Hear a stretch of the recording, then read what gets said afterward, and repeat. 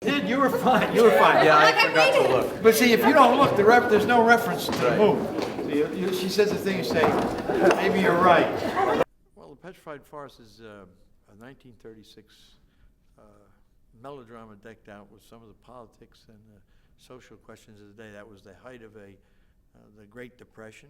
There are two people in this. There's the American that went European, Alan Squire, and there's Duke Mantee, the local American, a man spent a lot of his life in jail, a desperado, a Dillinger type figure, dangerous, but at the same time cavalier. I'm not really a bad guy. I don't think of myself as a bad guy, so it's give me a difficult acting obstacle to overcome. I guess because it's something completely different from what I envision myself as. Sure. You better crawl. Well, I'm gonna have to put that plug in you. Talking to an old man like that. I played the character Grandpa Maple. He's the official owner of the cafe and kind of the comic relief for the show. There's a lot of dramatic elements, and I kind of take it out of that realm, reminiscing about old times. It was kind of dark, and he'd had a few. Besides, he was only trying to scare the pants off of me. Did he do it? Nah!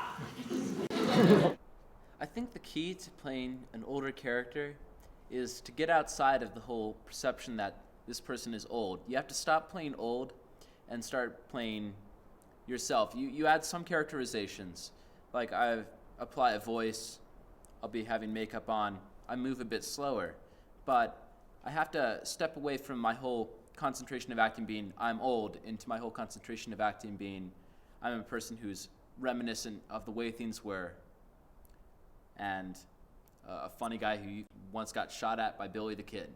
Designing the set has to do with basically it's a southwestern kind of tavern. You see many of them on the south, back in Arizona, where they're basically cinder block adobe kind of buildings that were one room with a counter and some windows, and and a kitchen in the back. And they tried to make sort of the best of what they had. It's like a very simple structure, so that's what I tried to keep it looking like. And using sort of southwestern colors of burnt sienna and raw umber and earth tones to help keep it sort of earthy. There's a bar here and everything is old and everything is aged because it shows that this is in the middle of nowhere. They don't have a lot of money. It's a place that's decaying in a sense. It really has no future. Everybody in the place wants to get out. And I think the set really does convey that. Right to now. You said, I'm scared. What you're saying is, I'm scared. You're not. You're saying, what do I see? You said the dumbest. This space is difficult because everybody's all around you. Someone's always behind you. On the other hand, you get close to the actors. They're sort of like, you're sort of like right in it. And the actors, because they don't do what in a normal proscenium you do, you face out, and so you have a tendency to turn and talk out. Here, the actors talk in, so there's less artificiality when they play off each other. And I think that between that and the closeness of the audiences can make this kind of play exciting. Now, we can't shoot all the guns the way we could if there was a separation, because we'd scare the hell out of people. But we can. I think, with some interesting sound effects, I think we can scare some people. I got you. I've waited all night for this chance. I'm watching.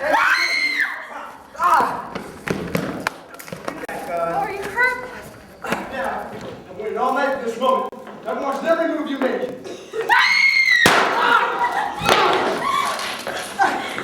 Get that gun, Dad. This show has a lot of guns. Way too many guns.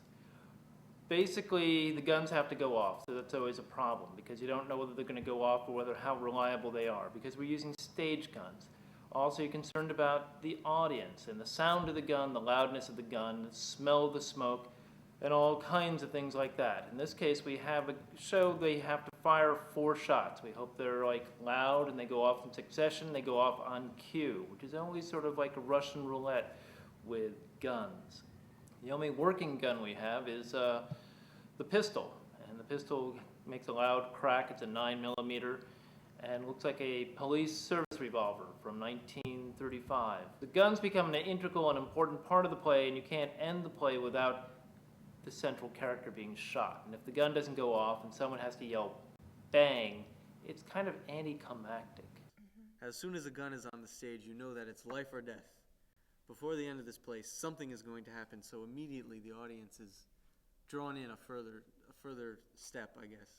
As a character, I have to suspend my own belief and think of this as a real gun that can really hurt people, and think of the power that I have when I possess this gun to kill people. Those are innocent civilians on the running boards! Griff, go get Glass. He knows about first aid. Hey, that's my dog! You've done enough damage to my property! I'm practically dead. You said you wanted to live. I know I said that. I know I said it. And I'll live with you. I will. I said it, but I was blind then. Now I can see. Griff, Boss, somebody come here quick. They were right, Gabrielle. The stars.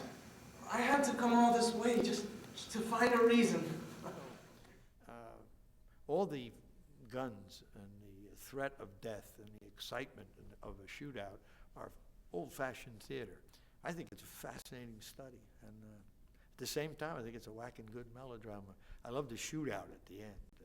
That's what good theater is about. It's about something that entertains you, but at the same time, it gives you something to take away and contemplate, maybe at the bar room after. All right, look, we've worked very hard, and you have done very well. What we need to do now is concentrate, right? Remember I said that last act is murder if we don't concentrate. Everybody make sure you check everything that you need to bring on with you. That's one of the things we don't need, is for you to walk on and find out you forgot something, right?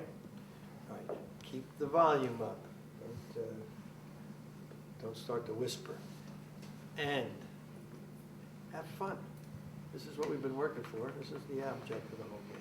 You're supposed to enjoy yourself, but your enjoyment is different than the audience's. You enjoy telling the story well. Okay? You're all ready? Yes, sir. Yes, sir. St. Genesius? Pray for us. Get one for the Gipper. You ready? Go to your places.